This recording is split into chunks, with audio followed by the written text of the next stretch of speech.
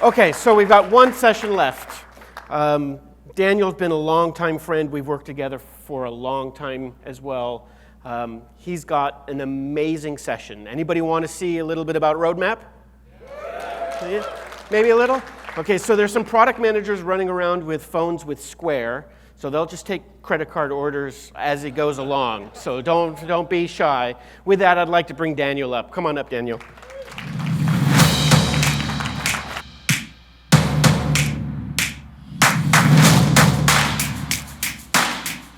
Good afternoon, everyone. My name is Daniel Graham, and I lead the product management organization for Fusion 360. How's the Academy been for you over the last 2 days? So, first of all, I just want to thank each of you. I've spent so much time hearing from you, hearing what's working well in Fusion, and almost more importantly, what's not. Those are the things that are motivating and important for us to make the software the best it can be. And I'm so excited to share the work that a really talented Autodesk Fusion 360 team has put together, showing you some insights in terms of what are we delivering, what are we building, what does our future look like, and what's the roadmap with Fusion 360. Yesterday, Kevin talked a little bit about why did we build Fusion? What is it that we were trying to fix? What were the problems that we saw in the industry? And it was really talking about smoothing out workflows. Workflows that moved you from the design process through to the manufacturing process. And we saw some key barriers in that. We saw blockers in terms of how data is transferred through the process. We saw different experiences because there were so many different tools that were used in the design through manufacturing process. And lastly, how to figure out how to acquire all of the different tools from all of the different vendors is a challenge that so many of our customers saw. So we've made great progress toward our vision of connecting this process with Fusion 360. And what I'm going to talk about is what is next. So as I go through what's next, I'm making my best estimates in terms of representing accurately what the future looks like, but they make me show the safe harbor statement anyway. So when I talk about the categories of things, there's 3 main areas that I want to talk about where we're delivering functionality and we're making enhancements in Fusion 360. There's so much great work that's happening, but these are the 3 that I want to highlight for you today. So the first is around core functionality. Core functionality is what you do day in and day out. And we take it as a challenge to make those experiences better. This is making our sketcher better. These are making our modeling faster. These are making our assemblies more robust. This is evolving our platform and our experiences as you're going through your process, and we're working on making those better. The next area is how we're leveraging an incredible portfolio of functionality that we have within Autodesk to bring advanced manufacturing capabilities into Fusion 360. I'm going to tell you some really exciting things that we're doing in that area. And lastly, how we're leading the industry and really redefining how people are thinking about what is the role of CAD as part of my design through manufacturing process. And I feel like we're really leading the way here. I'm excited to show you updates in all 3 of these areas. All right, so let's jump into it. So the first of the 3 is core functionality. And these are really important ones, and we're going to continue to focus on this while we do some of the more other advanced things as well. So I'm going to just jump straight into it. I've got a lot of videos, a lot of technical content. I figured you guys would appreciate this level of detail.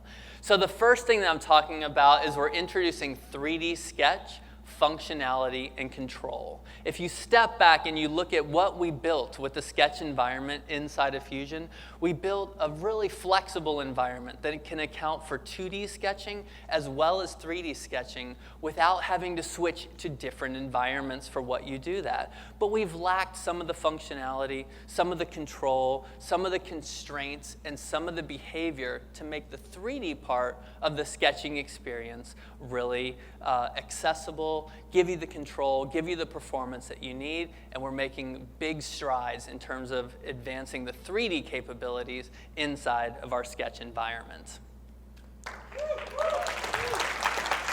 The next thing, so Adam Savage talked about the work that he's done with the Smithsonian, and he talked a little bit about the Apollo project. This is mesh data, and we're putting so much effort into our mesh workspace. It's so exciting. So there's a couple of things I'm talking about here. So one is doing some Boolean operations, doing cut geometry directly on the mesh, but one of the really powerful things is the mesh to solid workflows. I'm showing two different examples. One is mesh to T-splines, and then the other one is mesh to very controlled prismatic geometry that we're doing through our shape manager. So if you look at the output of that, it's amazing and really industry leading for mesh to BREP. The other thing that I want to talk about that's exciting, directly inside of Fusion 360, we're bringing lattice functionality in. And so as we think about new methods of manufacturing that we're going to be delivering, like additive manufacturing inside of Fusion, the kinds of geometry that we need to represent are changing. So if you look at this directly in Fusion 360, we can now represent our lattice workflows. A little tech tip, if you look at the bottom, is we have parametric history associated with all of them. So if I want to go back in terms of do some further manipulation, change the parameters associated with the lattice, you're able to do so very intuitively. So I'm really excited about the mesh work. This is a big one. So this is going to change the way that you think about design with assemblies, and we're introducing edit in place for assembly modeling. So the workflow that you can see here is we're taking a design from the data panel, we're inserting it into the assembly, we're editing it in place. And we have a great user experience even highlighting you and letting you know that you're in an edit in place workflow. And now directly within that component that's inserted, I can start referencing other elements of the assembly in place. So now if I want to do up to conditions, if I want to do conversion workflows, you're able to do that right from within the context of an assembly. There's one other thing that I think is hugely powerful about the way that we've implemented this. So as I save the assembly, I've done my in-place edit.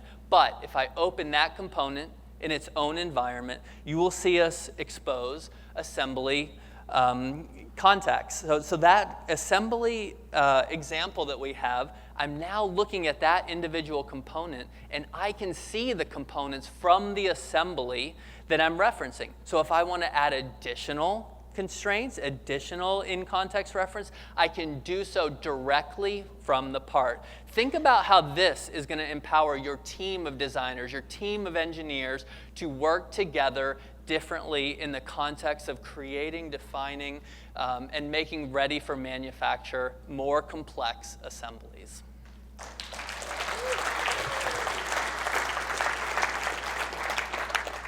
So in the area of drawings, we know we need to do more work to make our drawing environment more robust. And when I talk about more robust and more functionality, there's a lot of things that we need to do. We're ramping up our development effort in drawings, and that is going to be to close some of the critical gaps that we have for view type creation, the critical gaps that we have for annotation, as well as some of the view controls and the experience around the drawing environment. More to come in terms of the details of what we're delivering here. That being said, I wanted to show you a sneak peek in terms of the next up things in the drawing environment. One of the things that you guys have told us is give us the flexibility to do some of our annotation types, be able to create a sketch directly in the context of a drawing. And there's many, many workflows where people were saying, hey, just let me define what I'm trying to capture inside of my drawing environment. So what you could see there is we've introduced a sketch environment directly inside of our drawing workspace. The other thing that we've made enhancements to is in terms of some of the output types that we have and the way that we control those. So what I'm showing is a workflow for a DWG export, and there's a couple of different options that we're introducing.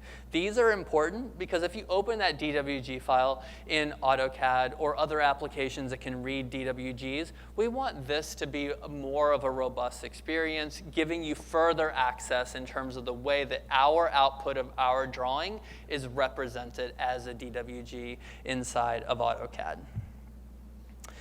The other thing that I want to talk about is how we're evolving the experience inside of Fusion. I love this video that the tech marketing team put together in terms of showing the progress that we've come, starting back in 2011, talking about some of the significant changes that we've done. And these changes are so critical. We're introducing new workspaces. Those workspaces have more functionality. So we need to think about how we scale our experiences so that they're still really intuitive in this more complete environment. Moving forward, some of the other things that you're going to see new icons. And why do we do new icons? It's not just new icons because they look nice, and they do. They look really nice.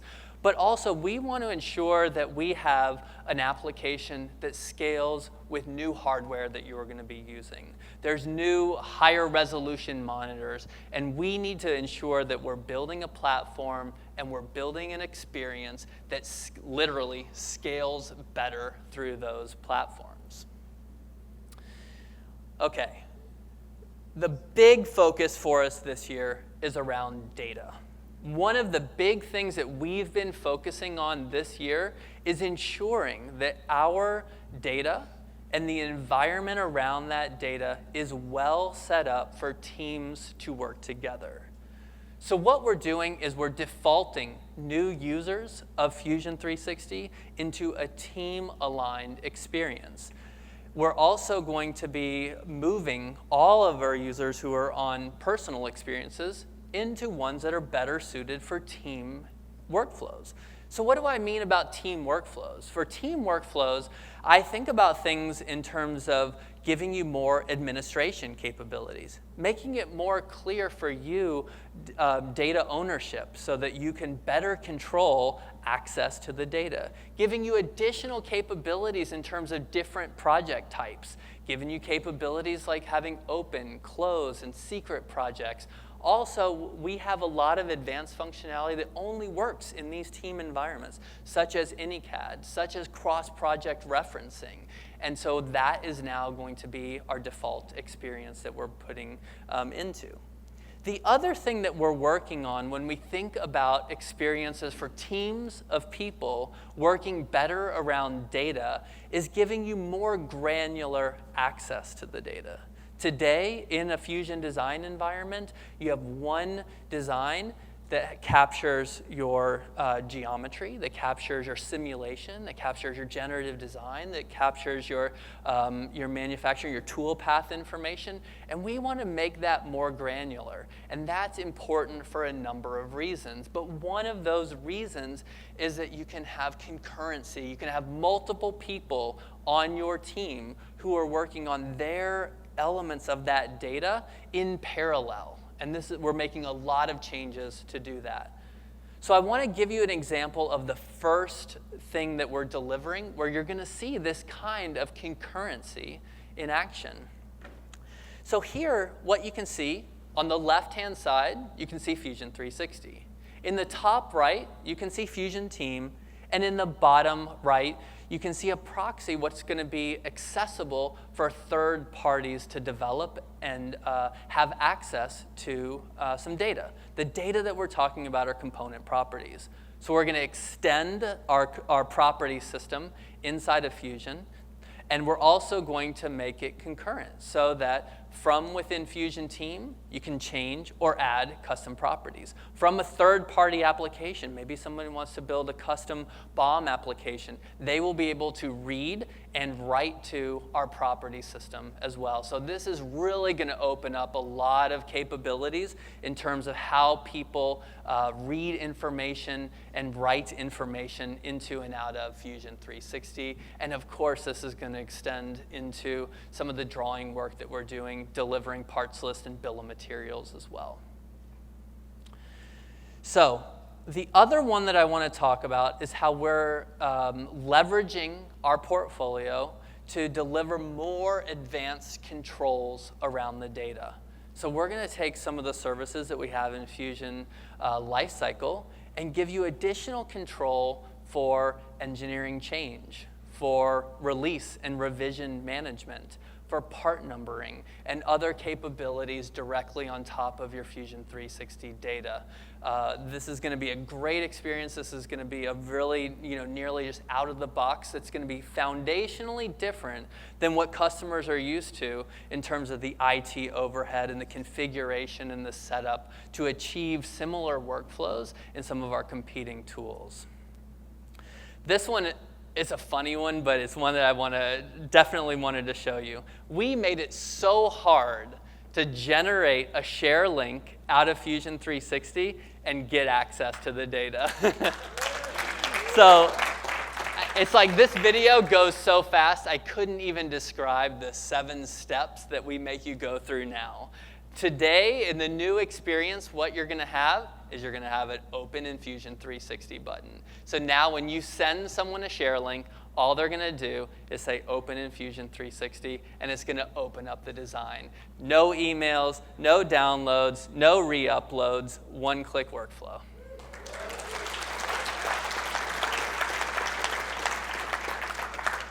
So I want to pause on the next one because this is a really big one that's rounding out the first section of the roadmap that I have. And we're delivering electronics inside of Fusion 360. Just like how we brought together industrial design to mechanical design, just like how we brought together CAD and CAM and made data integral, we're bringing electronics into Fusion 360. So here what you can see is you can see generation of schematics. You can have 2D representation of printed circuit board and their 3D geometry. Notice when I say geometry, we're truly bringing in the geometry. The other powerful thing about this is going to connect to downstream manufacturing workflows. The other thing that's really nice is this is advancing our platform. So you can see performance, you can see selection. We're doing a lot of work that's more performant, that's going to benefit you in other areas as well. So I'm so excited about bringing together electronics and truly a mechatronic system that I think we're really redefining what the experience can be.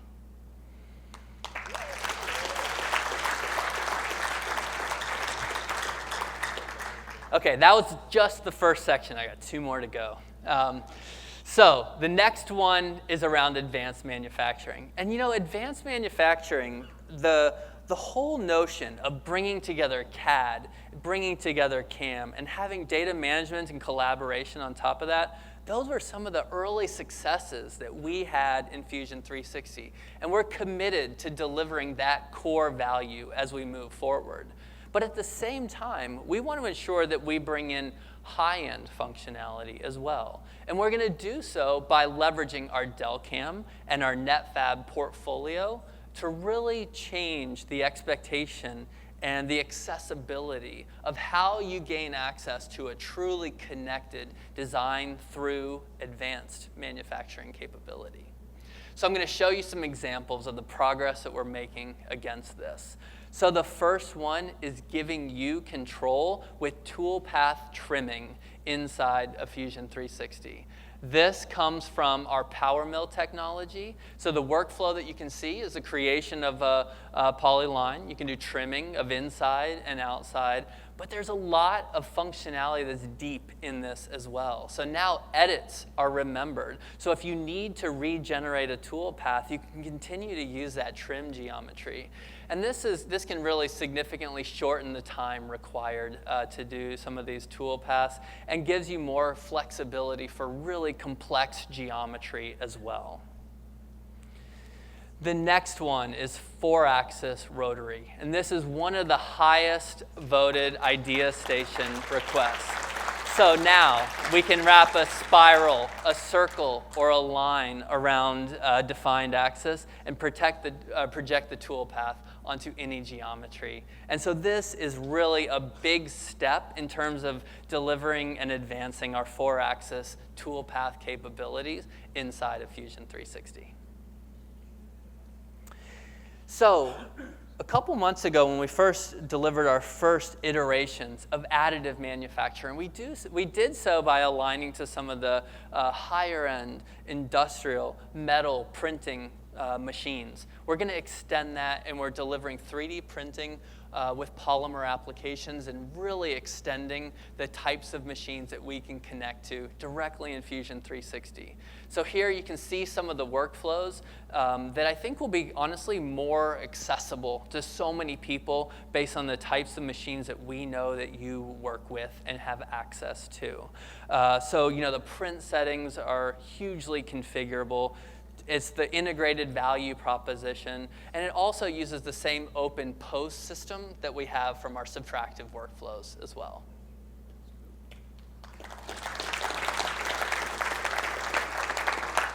I think you guys are going to be excited about this one. So in this one, we're bringing nesting into Fusion 360.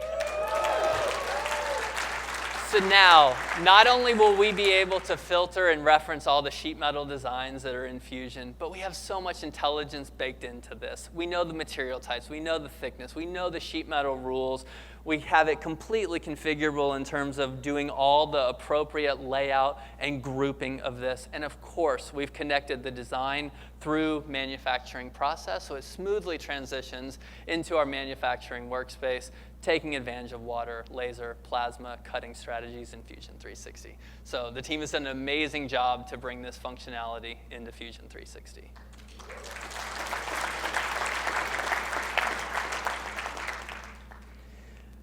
The next one that I want to talk about are setup sheets. So we've had some setup sheet capability inside of Fusion 360, but we're connecting it much, much more tightly to our data environment. So now, when you create the setup sheets, we have a reference back to the design from which it was generated. We do all the version management, and we store the setup sheet inside of our cloud data management solution. This is going to help with version control. This is going to help with accessibility from any device and just create a really tight coupling with the output of the setup sheet to the design from which it came in Fusion.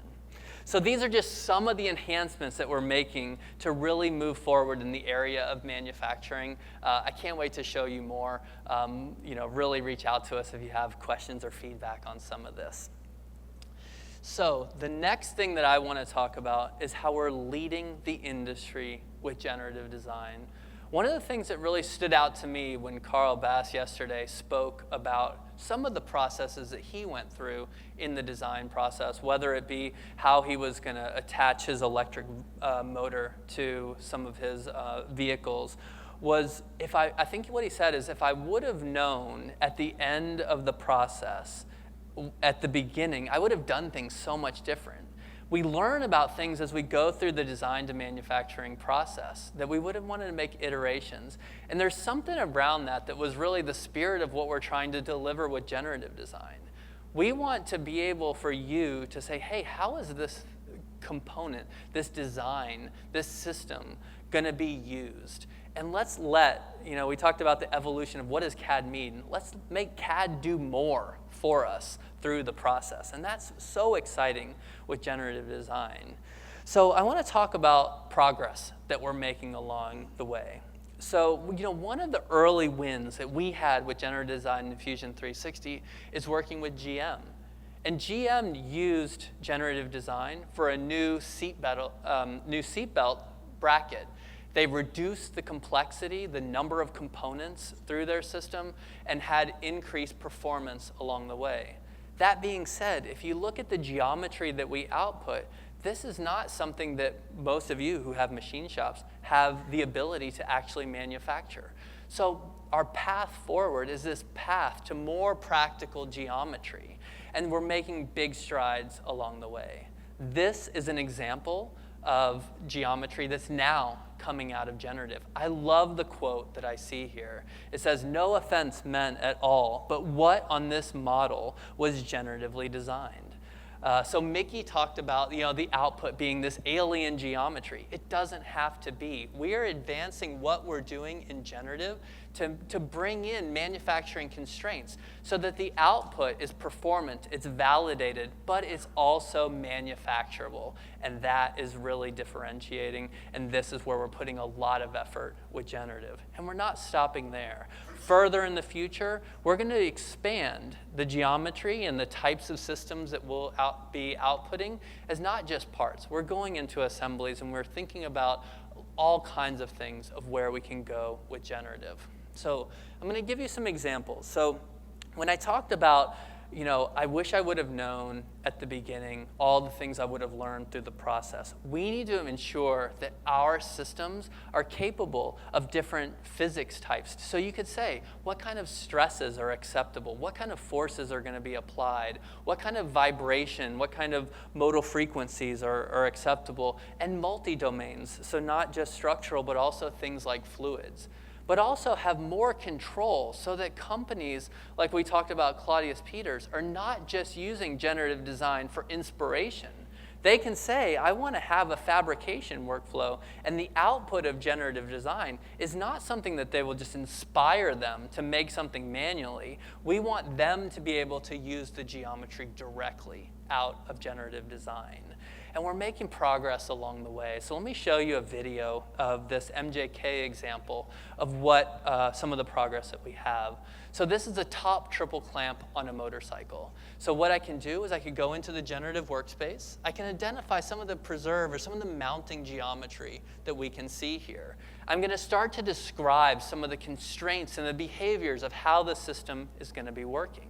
I'm going to be able to do new things like adding modal frequency as part of my objective criteria. And then we're making lots of efforts in terms of extending the manufacturing constraints. So now I can say, I want this to be constrained to 2.5-axis geometry output. And so this is really what's going to advance us from, as Mickey was talking about, to not just have alien geometry output, but to have things that are well controlled and well set up for the manufacturing capabilities that you guys have in your shop. As we look at the output of this, we're leveraging things like machine learning to do grouping of the output. We are partnering with tools like a priori so that we can have costing information so that you can compare the cost of some of these output types. And we're building this in a way that's so tightly coupled and integrated inside of Fusion. So now if I pick my best, my validated design in, I can say open that in Fusion. And the team's done amazing work to have this geometry so controlled. So now I have sketches. This customer loved the output. It was performant. It met all the criteria. They wanted some symmetry in their design. They wanted to make some subtle tweaks to what we give, and now we can give them access to that directly. And of course, connect this to the downstream manufacturing process inside of Fusion 360. So this is so much progress in such a short period of time that we've made in generative design, and you're going to see us continue to make really important advancements in these areas and these workflows as well.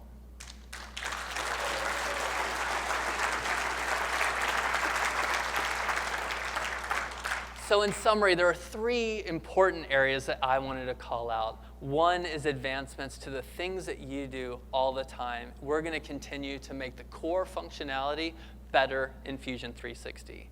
We're going to leverage and build amazing advanced manufacturing capabilities inside of Fusion by leveraging our complete portfolio, and we're going to continue to drive and redefine expectations with tools that we're building for generative design. So what do you guys think?